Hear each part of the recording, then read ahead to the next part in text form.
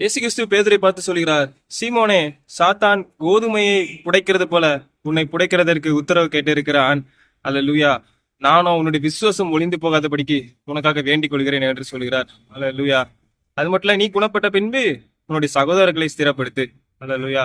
பல நேரங்களில் நமக்கு சோதனை காலங்கள் வரும். ஆனா ஆண்டவர் அனுமதிச்சு அவர் பெர்மிஷனோட தான் வரும். அல்லேலூயா. அது எதுக்காக தெரியுமா? அடுத்த கட்டத்துக்கு கொண்டு போவதற்காக. அல்லேலூயா. அந்த இடத்துல அவன் ஒரு இடத்துல பாருங்க, ஆண்டவர் மறுதளிக்கிறான். ஆனா திரும்ப மனம் வருந்தி ஆண்டவர்ட்ட மன்னிப்பு கேட்கிறான். இதுதான் அடுத்த கட்டத்துக்கு போறதுக்கான சீக்கிரட்டே. அல்லேலூயா. ஏனென்று சொன்னால், நாம் சோதிக்கப்படும் பொழுது நம்மளால ஜோம் பண்ணாலும் சரி, ரொம்ப ரொம்ப பிரசன்ஸை ஃபீல் பண்ண முடியாது.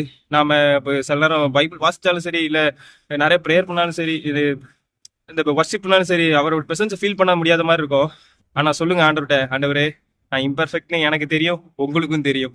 அல்லேலூயா. நான் ஏதாவது தவறு செய்திருந்தா அவங்க பாதத்துல வைத்து விடுகிறேன், ரத்தத்தினால என்னை மன்னியும்னு சொல்லும் பொழுது, அல்லேலூயா, நாம் அவருடைய சிலுவையின் அந்த பரிசுத்தத்துக்குள்ள, அவருடைய நீதிக்குள்ள நாம வந்து விடுகிறோம். அல்லேலூயா. நம்ம எப்பேற்பட்ட நிலைமையில இருந்தாலும் நாம் அந்த டெய்லி அதை அறிக்கையிட வேண்டியது அவசியமாக இருக்கிறது. அல்லேலூயா. அந்த மன்னிப்பு டெய்லி நம்ம ஞாபகத்துல வச்சுக்கணும். நம்ம பாவத்துக்காக அவர் பரிகாரமாக தன்னுடைய உயிரை கொடுத்தார் என்று. அல்லேலூயா. நேத்து என்ன மன்னிச்சாரு, இன்னைக்கு நான் எல்லாத்துலயும் பெர்ஃபெக்டா இருக்கேன் அப்படின்னு கிடையாது. ஏதோ ஒரு வகையில நம்ம இம்பர்ஃபெக்ட் தான். அந்த வார்த்தையை சொல்லணும், ஆண்டவரே, ஏதோ ஒரு வகையில நான் தவறான நபர் தான், நான் இம்பர்ஃபெக்ட் தான், ஆனா உங்க ரத்தத்தினால என் பாவங்களை கழுவி சுத்திடுங்க, என்னை பெர்ஃபெக்ட் ஆக்குங்க அப்படின்னு சொல்லும்போது நம்ம பெர்ஃபெக்ட் ஆக்குகிறார்.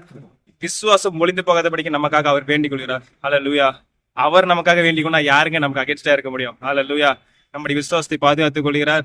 நம்ம ஏதோ கல்லு மேலேயோ இது மேலேயோ விசுவாசம் வைக்கல, எந்த சூழ்நிலையும் மாற்ற வல்லமையார் உள்ள தேவன் மேலே விசுவாசம் வைத்திருக்கிறோம். நம்முடைய தலைமுடி கூட அவர் சித்தம் இல்லாமல் அழியாது என்று சொல்லியிருக்கிறார். அல்லேலூயா.